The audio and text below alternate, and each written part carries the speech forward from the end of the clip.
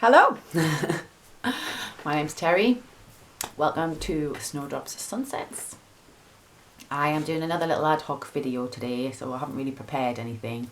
So I'm sorry if these are a bit rambly, these videos. I'm very much just expressing and trying to be creative during this lockdown process, and it's kind of part of my journey as well, giving something back potentially to my past self who may have wanted to hear it. So that's my intention for these videos.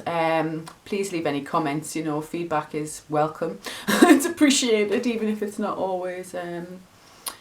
Anyway, please leave feedback because it would be good to know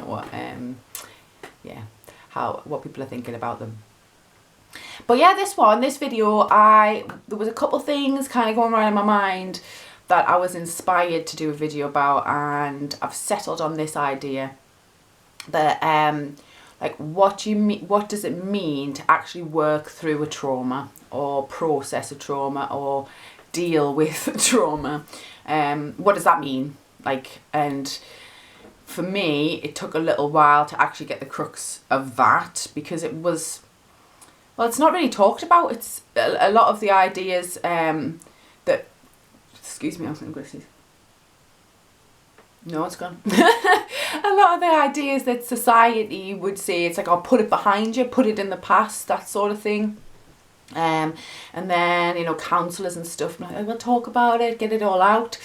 And this video was about that. So what it was for me to actually process trauma. And I'm going to talk about it holistically, because from what I've learned, it was mind, body, spirit and relationships. There was like a holistic dimension needed. So I've talked before about creating an environment for healing, which is essential. And that was what I wasn't sure I was going to do a video about, so I might just do another video about that at some point soon.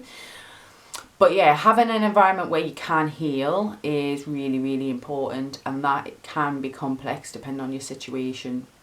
So it is a bit chicken and egg. You can't really heal if you're in an environment where you're still being traumatized, or you're re-traumatizing yourself, or you just can't find the peace and the space to be able to allow yourself some time and devoted energy to the healing process.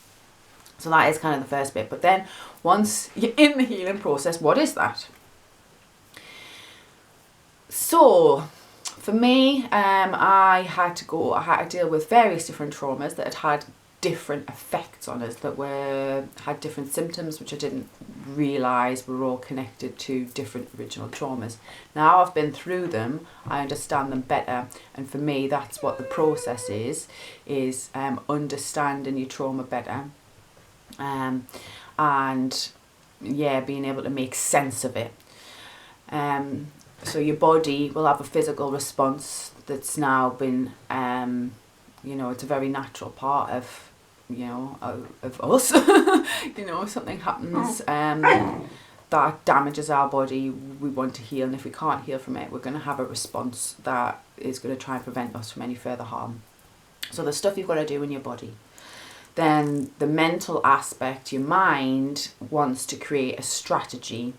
It needs tools. It doesn't want any wishy-washy advice and stuff, potentially like what I'm giving here.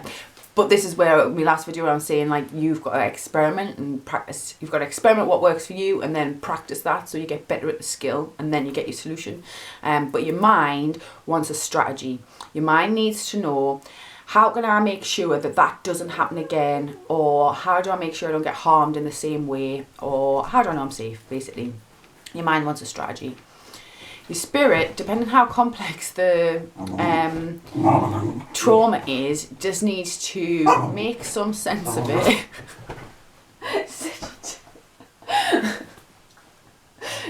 She's very cute, I don't know if you can see her. Your spirit wants to make some sense of it in relation to your life story, your why you're here, your purpose, this whole crazy life thing that we try not to deal with. Your soul wants to understand that as part of the healing. And a lot of people that are trapped in trauma. That's potentially the one bit they've just ignored. They might have dealt with the physical and the mental symptoms, but they've never dealt with the spiritual. I'm not going to try and raise any questions as to why that might be the case, but it's just the truth that I've noticed. So you do have to deal with the spiritual aspect. Then there's the energetic and the emotional aspect as well, which is kind of a bit linked to the body. It's linked to it all, because the energetic side of it is what fuels the symptoms and the triggers and the energy in our bodies. It's what causes the strategies to run around in our brains, and it's what drives us to want to find that meaning, is all the emotion behind the trauma. So they all need to be addressed. How you address it is going to be very specific to you as an individual, like what happened, what the trauma is, what the situation is, how it's affecting you, you know, and what you relate with, what works for you, because we're all different. And this one size fits all idea that you can deal with, you know, trauma.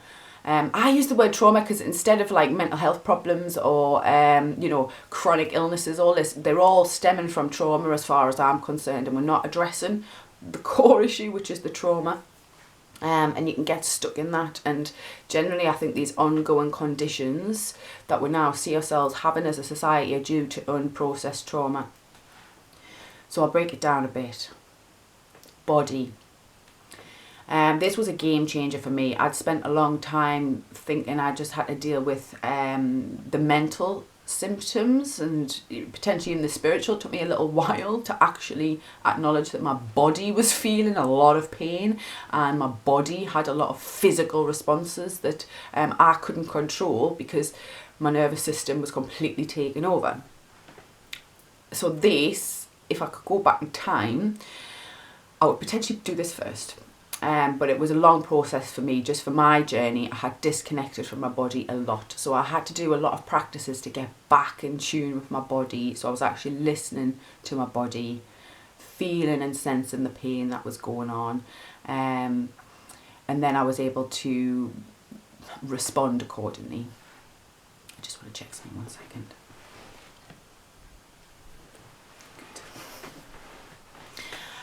So one thing I had realised, and it was, you know, it was a game changer when my healing really started to shift, was the getting a really good explanation of PTSD and exactly how triggers work through your body, through your nervous system. It caused us a panic attack because I had been in such denial that that's what was actually happening in my body. But once I was able to realise that's what was happening and acknowledge it, like I say, it was a game changer. I really had to flip my focus onto my body, because literally the charge that had built up, it's hard for us to explain. Like I don't really use the medical terms or whatever, I don't know how they use them, but for me it's like electricity. When I was taught electricity at school, there was like you had the amps, which is the amount of power or something, and the voltage, which is how fast and hard it runs through the system.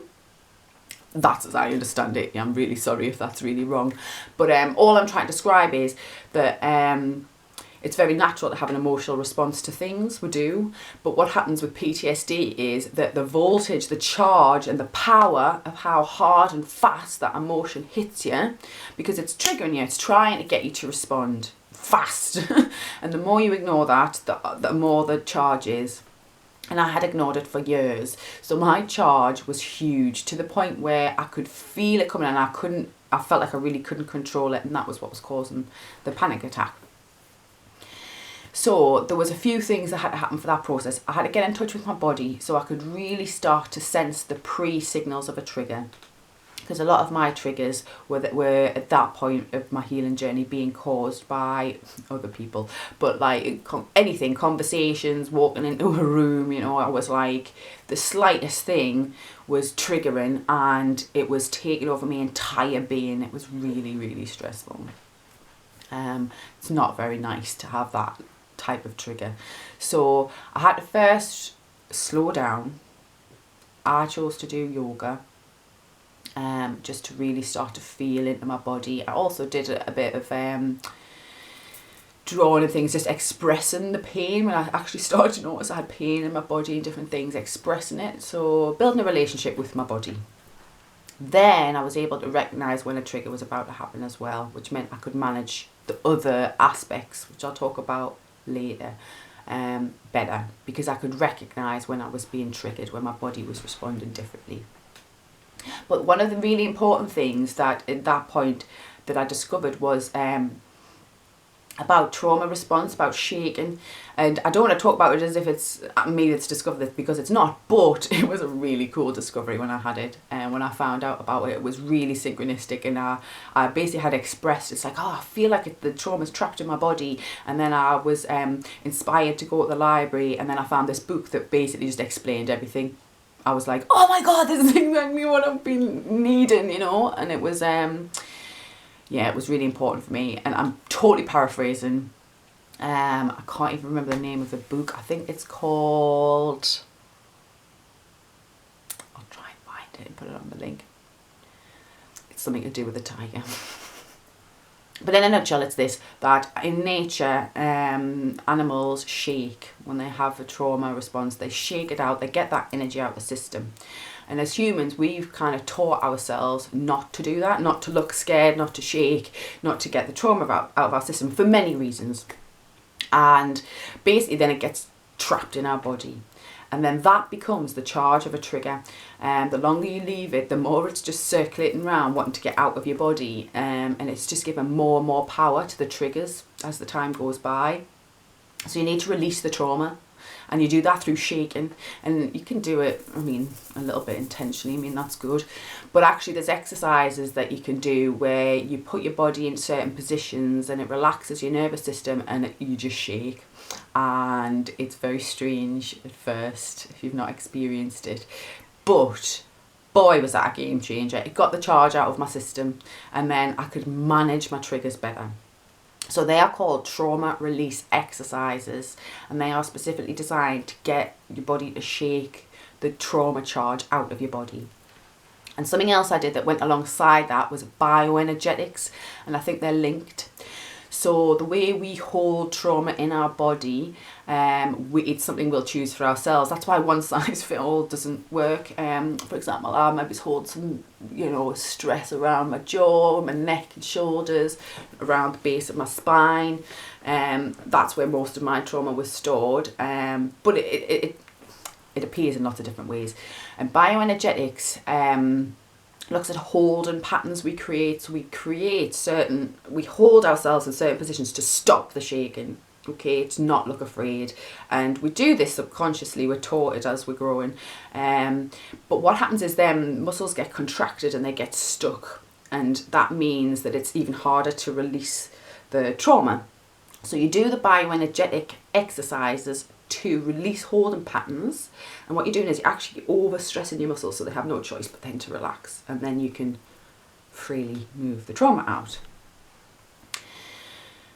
That's all I want to say about body. For me, it was yoga, getting to know my body, trauma release exercises, being able to release the charge of the trauma, and bioenergetics, releasing the holding patterns that was stopping me from doing the other two things.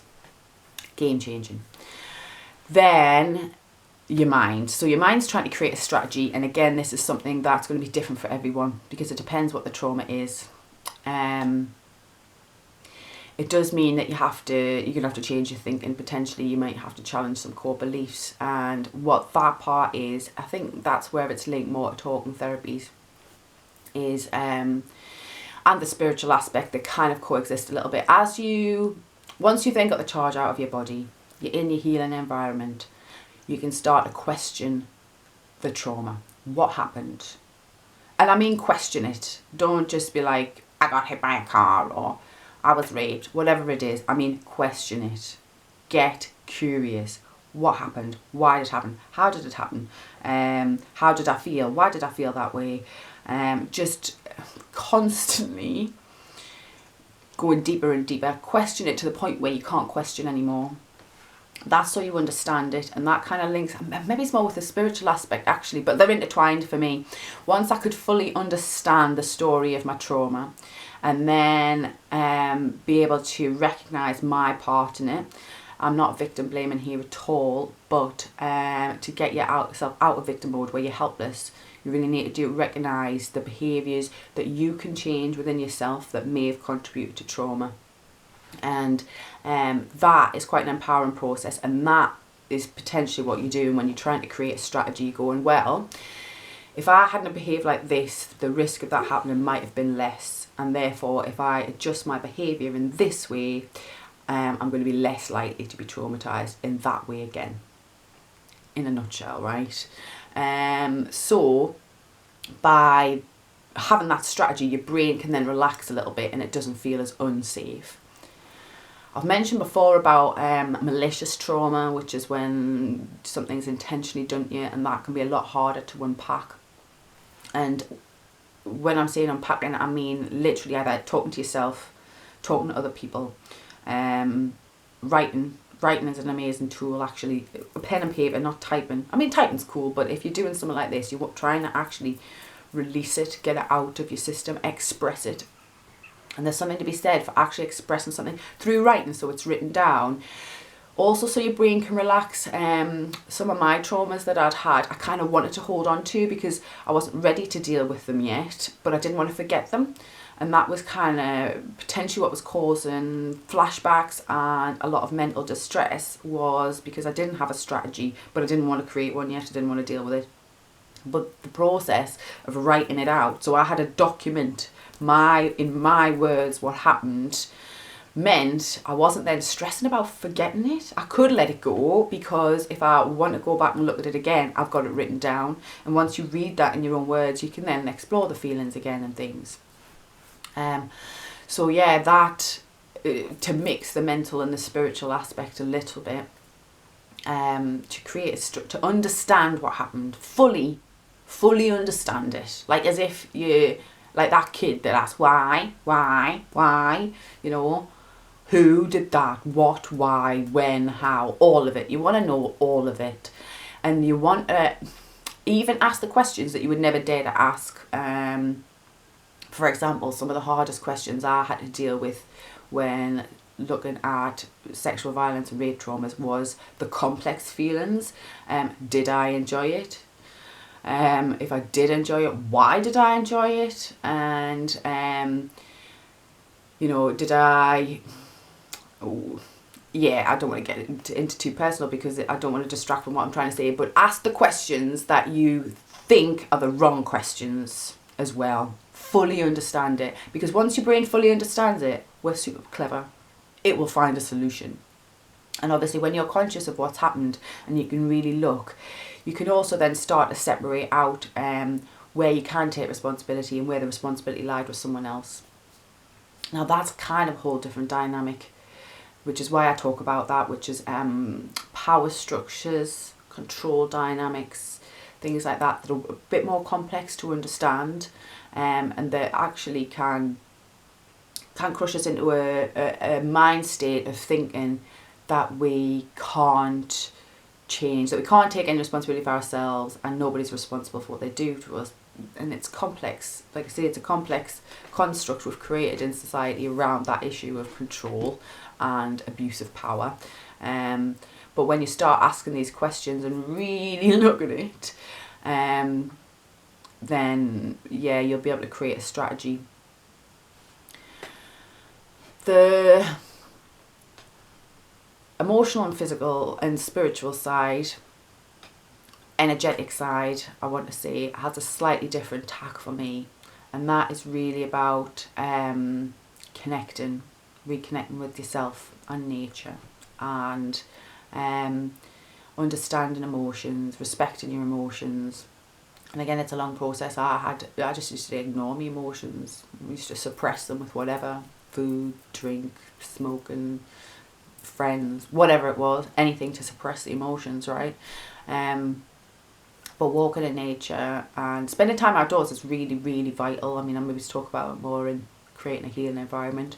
For me, it was, because it gives you space and a bit of open privacy, so you're not always small down in your head or writing or thinking. It's like you're communing with other other beings who are witnessing. Say if you're just having a walk by yourself in the woods and you're thinking or talking through you know, an issue that you're trying to process, it's almost as if you witness partly. Sorry, I might be going off on one there. But that sort of thing, once you start to clear it out of your system, then it hasn't got the same power and drive, and you're not triggered as much. So the whole process is about dealing with the issues so they're not sensitive anymore. So you're not triggered as often, and then taking away the charge, and that is the healing. I'm probably going to do another video as well about the energy, because I work with energy in a different way, and I can see it, sense it. It's hard to I don't want to go too much into that video, but actually you'll know when there's a block because you're stumbling, like what I'm doing now. So there's a stumble there for me, there's an energy block, because I'm concerned about going off on this video about energy when I want this video to be about the actual process of healing, what you're doing. But if you can also work through the energy, so that when emotions come up, imagine say if I was just a tube, right, and of water, like a drain pipe, and the water's coming through, that's like life energy, and that's our emotions. They're coming through, and different ones come through, different coloured water comes through, if you like, right? That's our emotions. Happy water is green, and angry water is red, you know. The different coloured waters just flowing through. And when we're energetically clear of all these triggers, and we don't have these sensitive spots, the water's just flowing through, so it's easier. You can just deal with life's ups and downs. You can deal with the emotions because they're just flowing through you. Energy block is like a lump of sludge, right? It's gone through your drain pipe and it's got stuck here, and then another lump of sludge might be stuck here, and then this emotion's trying to come through, but it can't just flow down, so it's getting stuck here, and then so it's having to bounce that way, and then it's getting stuck there, and then it's having to bounce that way. And then because of all this bouncing of the emotional water, it's making a mess, and that's when you're getting dysregulated, that's when you're being triggered. So a trigger would be these blocks, these energy blocks of sludge that is then causing an emotional reaction, and then everything's getting mixed up, all the emotions, and you cannot handle it.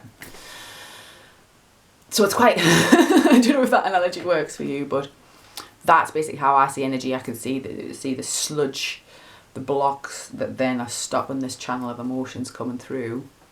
So understanding your emotions, the emotional aspect of life it really helped me. That's why I do the healing art, looking at the energy in more of a visual way. How does that flow is going to then help you understand how it feels in your body and where it's touching potentially in your channel. And that's why that was really vital for me to learn about emotions and things, so I could understand what was a natural response to that emotion and what was being a triggered response when feeling that emotion. And it links to the body work and everything, like I'm saying, it all links together, all this. That's why it has to be holistic. That's why it has to be holistic. You can't just do one part of it, because it just doesn't work. It just doesn't. You have to deal with it all: mind, body, spirit, emotions. Obviously, is there anything else about that with the?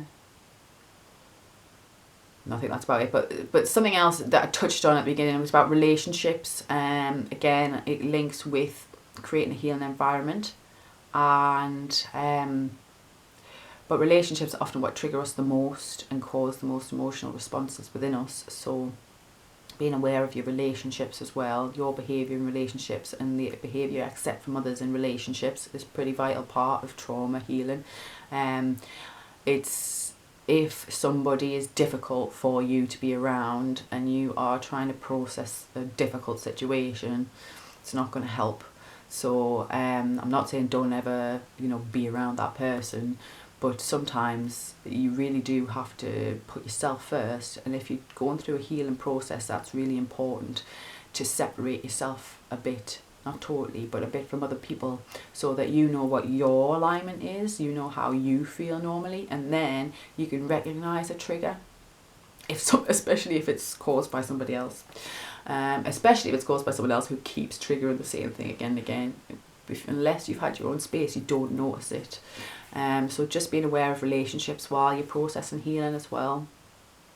It's a very raw and emotional process, and you learn a lot through it, because I do generally think that trauma comes into our life to help us evolve. I think triggers are there to help us recognise when we're being harmed and we don't realise it. And that's the difficult process to go through, because actually if you really want true healing for yourself, you've got to put yourself first. And as a society, we've generally convinced each other not to do that. And that's why I write about the different dynamics of things like control dynamics in relationships. And because for me, they're all very much linked. So I hope this video has been a bit helpful. Please comment if you would like to hear more about any of the things I've said, or if you want any other links, or if there's anything I missed that I didn't cover. Yeah, leave a comment. I'll be very intrigued to hear what people are thinking, and I hope you've appreciated it. Good luck on your healing journey. It is possible to get from a really shitty place to a really nice place, and I am very grateful to be able to share the things I've learned to hopefully help somebody else, you, get to a really nice place in yourself too. No more trauma, no more horrible sludgy bits to deal with in your life. Get rid of the sludge and just be a nice drain pipe. Anyway, thank you for watching. Take care of yourself. Bye bye.